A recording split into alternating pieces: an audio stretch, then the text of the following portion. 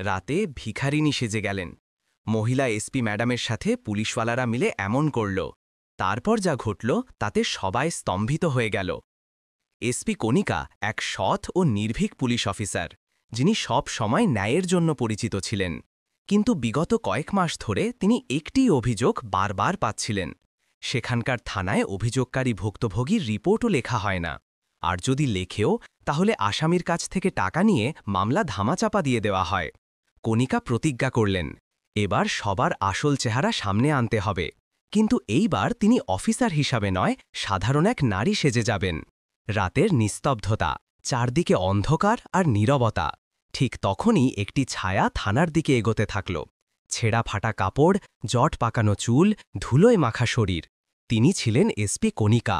কণিকা কাঁপতে থাকা গলায় বললেন, সাহেব, আমার সাথে অন্যায় হয়েছে, আমার ইনসাফ চাই।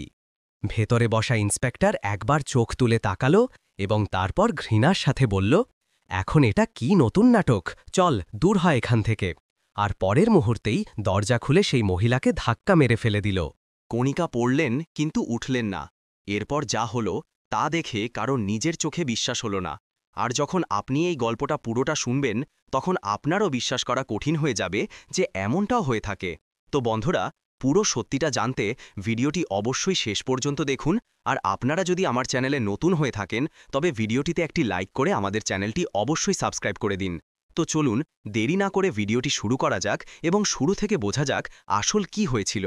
রামপুর শহর তার শান্ত সকাল ও ব্যস্ত সন্ধ্যার জন্য পরিচিত ছিল, কিন্তু এই শান্তির স্তরের নিচে অন্যায়ের এক গভীর স্রোত বইছিল, যার কেন্দ্র ছিল শহরের প্রধান থানা কোতোয়ালি।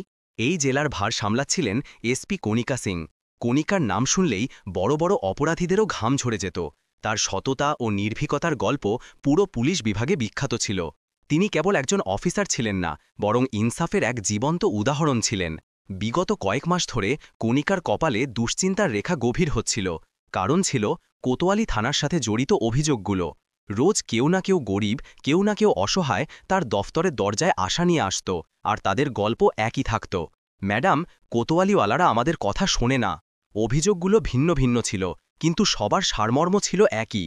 কারো মেয়ের সাথে ইফটিজিং হলো তো থানার ইন্সপেক্টর বিক্রম সিং তাকেই চরিত্রহীন বলে তাড়িয়ে দিল। কারো জমি দখল হলো, হেড কনস্টেবল রামফল ভুক্তভোগীকেই ধমকে চুপ করিয়ে দিল। রিপোর্ট লেখা তো দূরের কথা, তারা অভিযোগকারীকে এমনভাবে দেখত যেন সেই কোনো অপরাধী। আর যদি কোনো ধনী বা প্রভাবশালী ব্যক্তির বিরুদ্ধে অভিযোগ থাকত, তবে টাকা নিয়ে সেখানেই মামলা ধামাচাপা দিয়ে দেওয়া হতো। কণিকা ফাইলের স্তূপ একদিকে সরিয়ে চেয়ারে হেলান দিলেন